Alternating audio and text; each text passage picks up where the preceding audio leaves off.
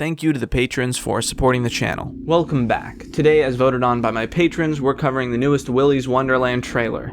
If you would like a say in what I cover next, consider joining my Patreon.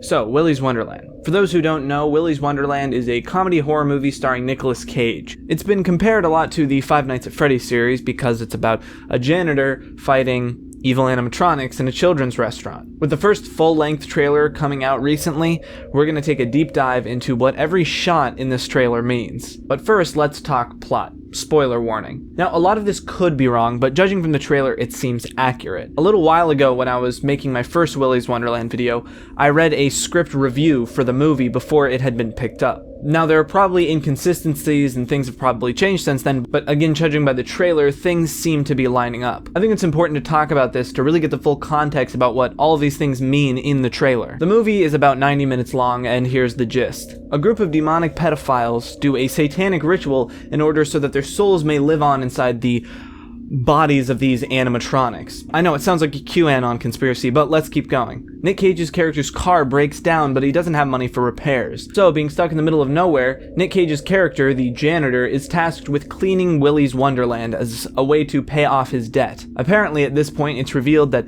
this whole janitorial job is actually a way to lock him inside the kid's restaurant, Willy's Wonderland, and have him be sacrificed. When I made my original video talking about the possible plot of this, I mentioned that in this review it talks about the ostrich being the first one to attack and Nicolas Cage absolutely destroying it.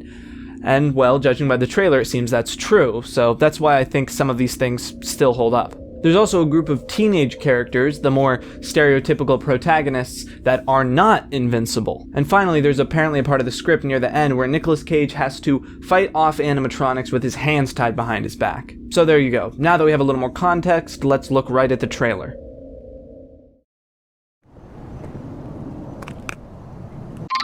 So, now we know how his car breaks down. Road spikes. A little more conspicuous than I had originally thought. This is the first notion that this is a trap.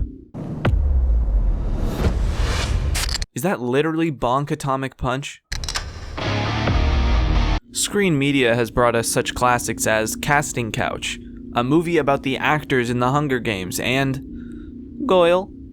In all seriousness, they've worked with some bigger names in the past, including other Nicolas Cage films. And here comes the plot. Doug Dimmadome is here to give Nicolas Cage the main motivation for Nick Cage's character. Clean the restaurant, get your car fixed. Simple but effective and easy to follow. Spend the night cleaning Willy's Wonderland, and I will pay to have your car fixed. Deal? You perfect. And here's the wardrobe. Simple, low budget, but it works for the setting. Actually, on staff. Let's get the hell out of here. I can't stand to hear a grown man scream. And here's the line that really reveals that it's a trap. Yosemite Sam knows what's happening, but seems to underestimate Nick Cage. Intentional or not, the use of a clock or timer here really feels even more FNAF inspired. We may have a survive until blank AM aspect to this movie. Maybe in very demonic cult-like fashion, they only have a certain time that the sacrifice can happen, so it's waiting out the clock. This place has a dark... And here we have the classic horror teen protagonists introduced, as well as a main plot point, missing persons. Something terrible is happening to the previous employees that have tried to do Nick Cage's very same job. history. I know the bullshit story they told you. And with yet another FNAF parallel, they've got to set the place on fire, very FNAF 3-like. I honestly wonder how much of this is inspired directly by FNAF, or is just a coincidence. This also makes me think there may be some conflict between the janitor and the teens. The teenagers are trying to destroy Willy's Wonderland, and Nick Cage is obviously trying to clean it. Maybe Nick Cage becomes a pseudo-villain to these teenagers later. Obviously burning the place down would make it more dirty, not cleaner. It's a lie. You're here to be a human sacrifice. And there it is, he's a sacrifice. How exactly these teenagers know about all of this will be interesting to find out. If the whole town is in on it, are they hiding this whole thing from their parents in fear of being sacrificed as well? I'm not sure, we'll just have to see. Here we can see what might either be a flashback or a sort of intro to the movie. The last janitor/sacrifice who didn't survive. Have you been listening to a word I've been saying? He's gonna die in here, but he won't listen to me.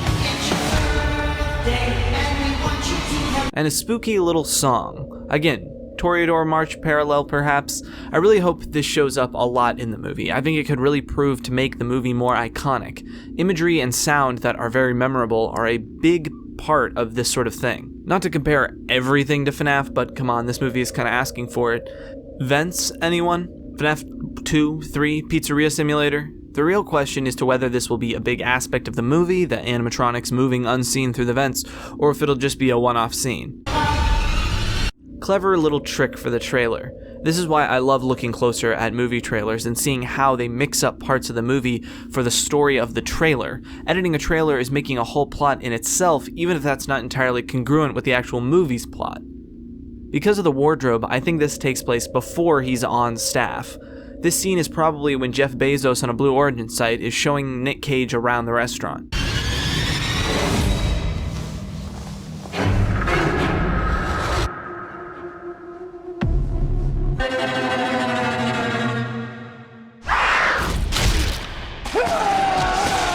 And Nick Cage is not messing around. He gets to go all mom and dad on the animatronics.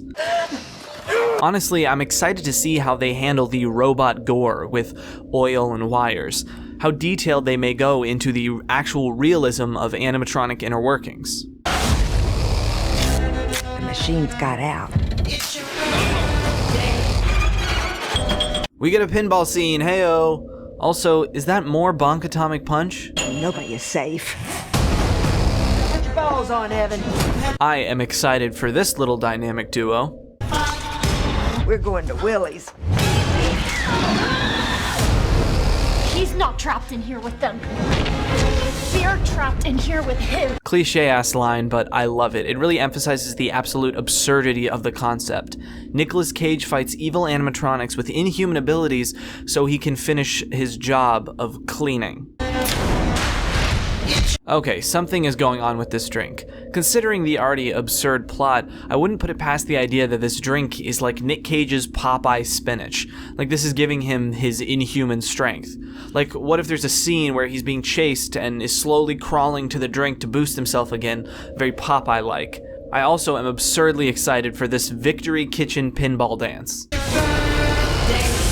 I doubt this ends well for her. Oh, another FNAF parallel, Funny into the Pit. Mostly this makes me wonder if this is a creepy evil character rising from the depths, or a good guy reappearing after a supposed death scene. Creepy as fuck. Look at the scale of that thing. It gives me like terrifying never-ending story dragon vibes. It's birthday time! I enjoy a man of few words. And there you go, release date. This is probably the last time I'm going to talk about it before it's released. I'll probably do a review. So there you go, the final trailer before this movie is released in early February. A few final thoughts on this. This movie looks great. Funny, wacky, and probably still pretty scary. But I really don't want the actual FNAF movie to be anything like this. Other movies like the Banana Splits movie and this one have filled the void of the more wacky interpretation of this concept.